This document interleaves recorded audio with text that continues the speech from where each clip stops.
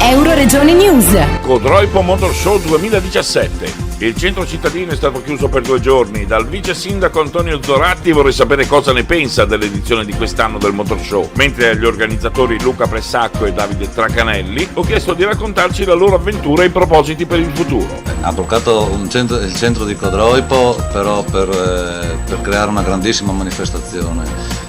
2 persone veramente in gamba che ci hanno messo il cuore per mesi e l'ho notato tutta Codroipo praticamente, perché li hanno visti girare per tutti i locali, sia i commercianti che gli esercenti, e sanno quanto cuore ci hanno messo e quanto ci tenevano per questa manifestazione. Da parte non solo dell'amministrazione, ma credo da parte di tutta la città di Codroipo è doveroso un ringraziamento, perché hanno creato un qualcosa che a Codroipo non c'è mai stato, un qualcosa di nuovo.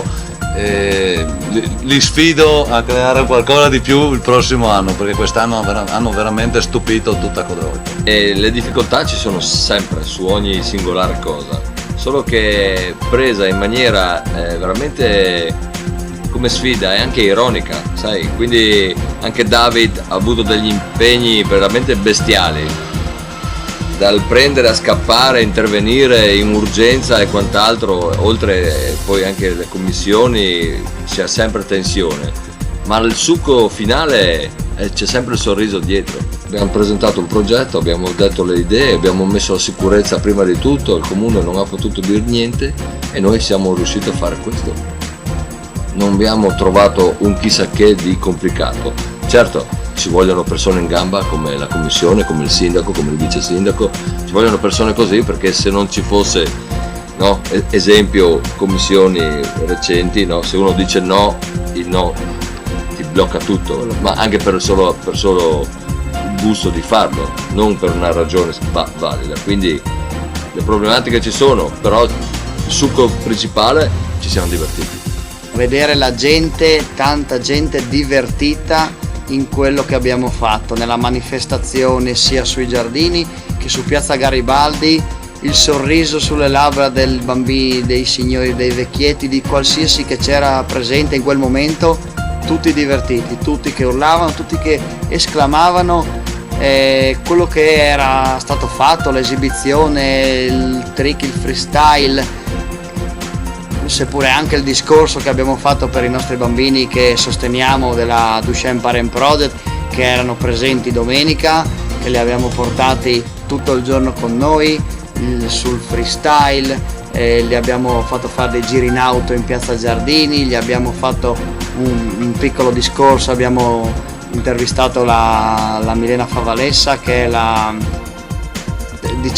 direttrice territoriale per questa associazione, e gli abbiamo dato modo di spiegare quali sono le problematiche di questa malattia, ecco, che tutti sappiano, che tutti siano informati, perché l'informazione secondo me è importante per dare frutti e dare aiuto a tutti questi bambini che ne soffrono, ecco.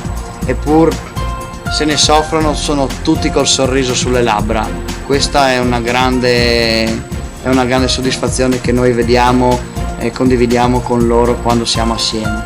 A tutto questo la gente ha partecipato, quindi tutti i commercianti, io e David, per 7 mesi consecutivi, ogni fine settimana, sabato e domenica, siamo andati porta a porta a chiedere un contributo a tutti.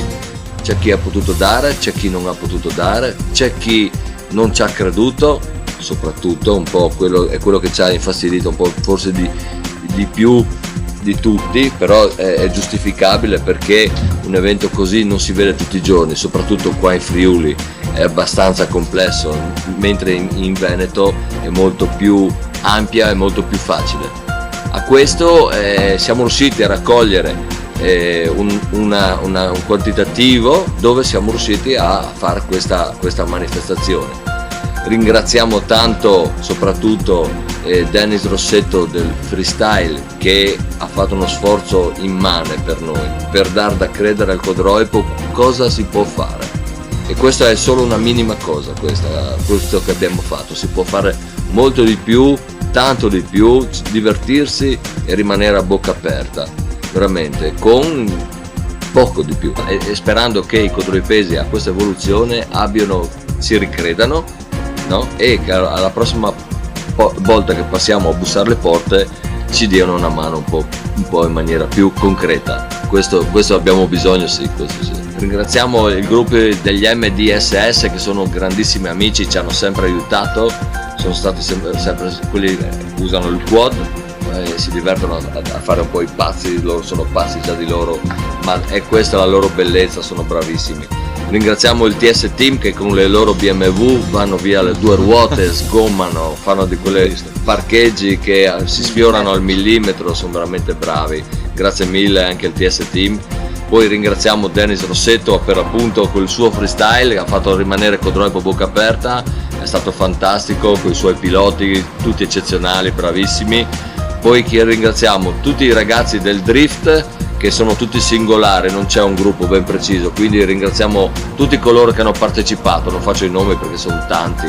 Ringraziamo Jonathan che col suo trattore agricolo ha fatto il suo spettacolo 2 ruote, con un trattore quest'anno molto più grande, un 5 cilindri che l'anno scorso aveva un 4 cilindri, ha iniziato ad evolversi ancora di più, quindi magari il prossimo anno avremo anche un 6 cilindri se non uno più grande. Vedremo anche il 2018 cosa ci offrirà Jonathan. Ringrazio tanto i ragazzi delle Ape Cross, il Rainbow Crazy Team se non ricordo male, grazie tante, avete fatto un'esibizione veramente fantastica.